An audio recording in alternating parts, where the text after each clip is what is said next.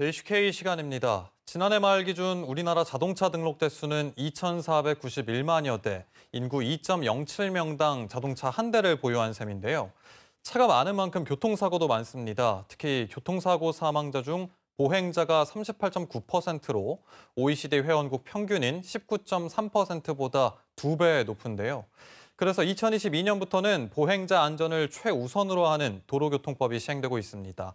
달라진 교통법규 어떤 게 있는지 도로교통공단 전북지부 윤형석 교수와 함께 짚어보겠습니다. 어서 오십시오. 예, 안녕하세요. 네, 먼저 2022년 달라진 교통법규가 어떤 게 있는지 전체적으로 한번 정리를 부탁드립니다. 예, 기존에 흔히 이야기하시는 블랙박스 있죠? 네. 이 영상을 이용한 과태료 부과가 기존에는 약간 좀 중한 위반, 예를 들어서 신호를 위반하신다든지 중앙선 침범을 하신다든지 주정차 위반을 하시는 것 중심으로 부과가 됐었는데 올해 7월부터는 예를 들어서 운전 중에 휴대폰을 사용하신다든지 아니면 화물차 운전자분들 같은 경우에는 화물의 용량이나 중량을 초과하든지 아니면 특히 이제 작년에 많이 이슈가 됐던 건데 그 전동 킥보드 운전자 같은 경우에 안전모를 안 쓰신다든지 그런 것들이 올해 7월부터는 그 안전신문고를 이용하여서 그 영상을 이용한 과태료 부과가 가능해지게 되겠습니다. 네. 그리고 내년 1월부터는 그 우회전 전용 신호등이 생깁니다. 그래서 방송 중에 말씀을 드리겠지만 우회전 중에 일시 정지에 대해서 대단히 좀 혼란스러워 하시는 분들이 계시는데 내년 1월부터 우회전 전용 신호등이 생기게 되면 우회전 전용 신호등에 따라서 녹색이면 진행하시고 적색이면 정지하시고 그렇게 하시면 되겠습니다. 네, 조금 전 말씀에도 나왔는데 지금 운전자들이 가장 궁금해하는 것 중에 하나가 우회전 시 일단 멈춤이거든요. 예전에는 보행자가 횡단보도 중간 이상만 가면 우회전을 할 수가 있었는데 이제는 절대 안 된다는 건가요? 좀 자세하게 좀. 예, 그렇습니다. 사실은 예전에도 보행자분들께서 중간 정도 갔을 때 많은 운전자분들께서 사실 우회전하고 만나는 횡단보도에서 진행을 하셨어요. 근데 사실은 지금도 그렇게 하시면 안 돼요. 횡단보도에 보행자가 있을 때에는 건너가시면 안 됩니다. 건너가시면 안 되고 올해부터 바뀐 건 이거죠.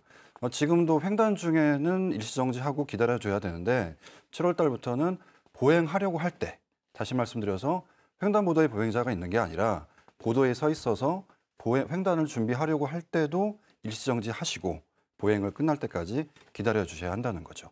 예. 사람이 일단 읽든 없든 무조건 일단 멈춤을 해야 한다 이 말씀이신 건가요?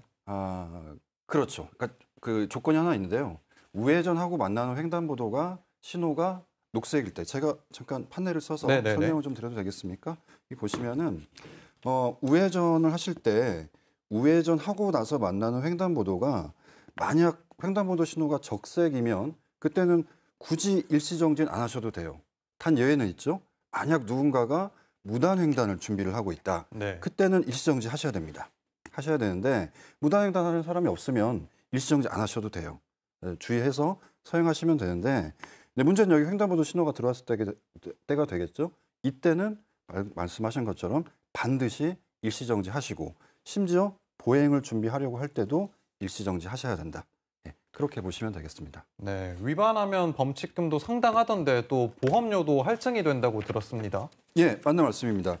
일단 그 벌점 같은 경우는 보행자 보호무 위반을 하시게 되면은 10점이 부과가 되고요. 승용차 기준 범칙금은 6만 원입니다.